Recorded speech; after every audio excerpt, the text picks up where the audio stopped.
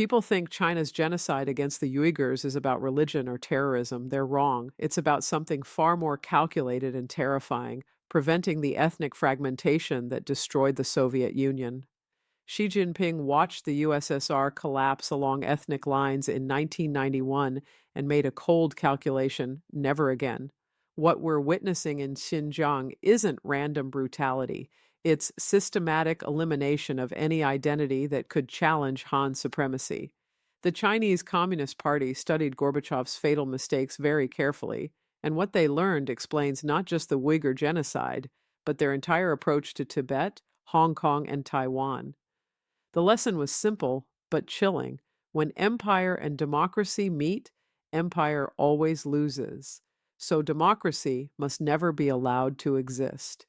When I analyze China's current policies through the lens of Soviet collapse, a horrifying pattern emerges. Every self-immolation in Tibet, every protest in Hong Kong, every independence movement represents Beijing's deepest nightmare: the awakening of subject peoples who no longer accept Han domination. This is why they've chosen genocide as policy. It's not about controlling Uyghurs. It's about ensuring no minority can ever again challenge the Communist Party's monopoly on power. The Chinese face a fundamental conundrum that Xi Jinping understands perfectly. If you no longer believe the economic theories on which communism is based, how do you justify one-party rule?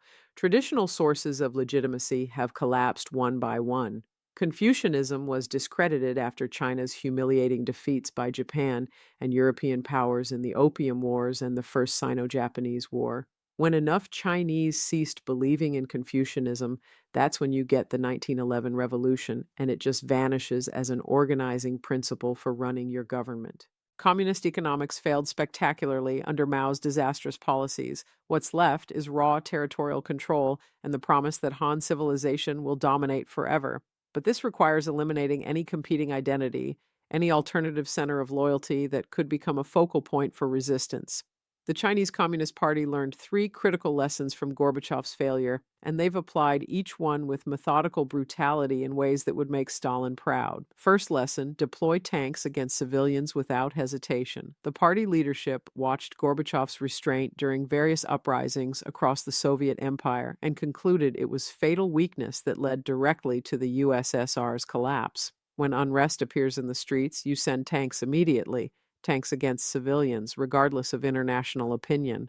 It's a quick and brutal fix that eliminates problems before they can spread to other regions or inspire other minorities. We saw this calculation play out most dramatically in Tiananmen Square in 1989, and we're seeing it again in Xinjiang today with the massive security apparatus deployed against the Uyghurs. Second lesson: focus only on economic reforms while completely avoiding political reforms at all costs.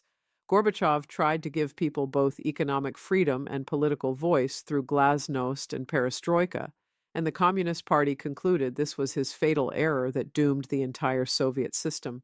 You can adjust economic policies to maintain legitimacy and prevent economic collapse, but you never, ever give people elections or free speech. Democracy and empire simply don't mix in any sustainable way. Give minorities a vote, and they'll vote to leave every single time. Give people elections, and they'll choose multiple parties that will inevitably challenge one-party rule. Once people can speak freely about government policies, the Communist Party's track record becomes impossible to defend publicly. The incompetent economic management under Mao, the summary executions of millions, the deliberate famines that killed tens of millions of Chinese citizens. Third lesson: systematically eliminate minority identities before they can become focal points for independence movements that could tear the country apart. The Soviets made what Beijing sees as a crucial mistake. They maintained the elaborate fiction that all these occupied minority peoples wanted to be there and had equal rights in the Soviet system. They sponsored folk dances and language classes, had token minorities in traditional dress at various political institutions and public events. But this created the very ethnic divisions that became the basis for independent states when the Soviet Union shattered: Uzbekistan, Tajikistan, Georgia, Ukraine, and all the rest. China looked at this outcome and said, Absolutely not. This explains the ongoing genocide of the Uyghurs in Xinjiang province. This explains their systematic destruction of Tibetan culture and their absolute refusal to allow Hong Kong any real autonomy despite previous promises. They're not just controlling these populations through surveillance and oppression, they're actively erasing them as distinct identities that could ever challenge Han dominance in any meaningful way. The party wants everyone to focus exclusively on economic development and forget completely about political or cultural autonomy. But there's a fourth lesson the Chinese learned that's even more disturbing than the first three. Use nationalism as your last resort for legitimacy, but make it exclusively Han nationalism that excludes all minorities. After the Tiananmen massacre, when it became absolutely clear that communist ideology was politically dead and could no longer motivate the population, the party made a calculated decision to rewrite all the textbooks in China. No more focus on class enemies and proletarian revolution. Now it's all about evil Japanese, evil Americans, evil anyone who challenges Chinese territorial claims or questions party authority. This Han nationalism serves multiple strategic purposes simultaneously. It deflects attention from serious domestic problems by focusing popular anger on external enemies, provides emotional justification for territorial expansion in the South China Sea, and increasingly aggressive threats against Taiwan.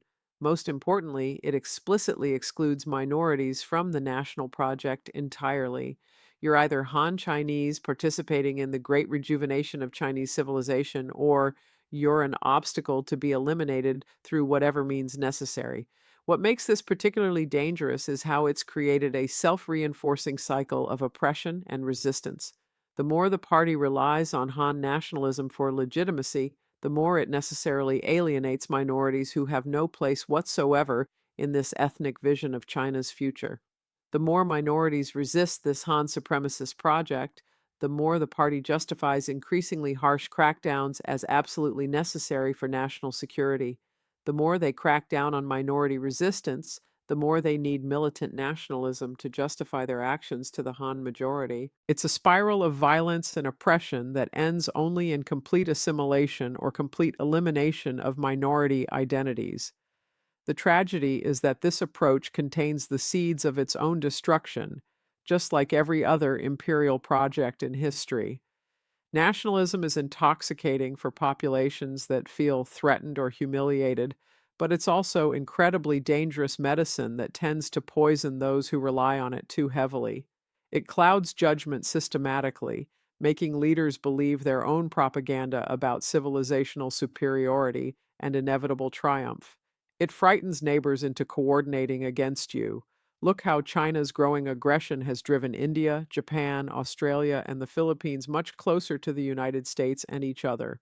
It makes de escalation of international crises nearly impossible because backing down from confrontations looks like weakness that undermines the entire nationalist project. Most dangerously, it creates expectations among the population that reality simply cannot meet over the long term. When you promise people that their civilization will dominate the world and restore historical greatness, you'd better be able to deliver concrete results.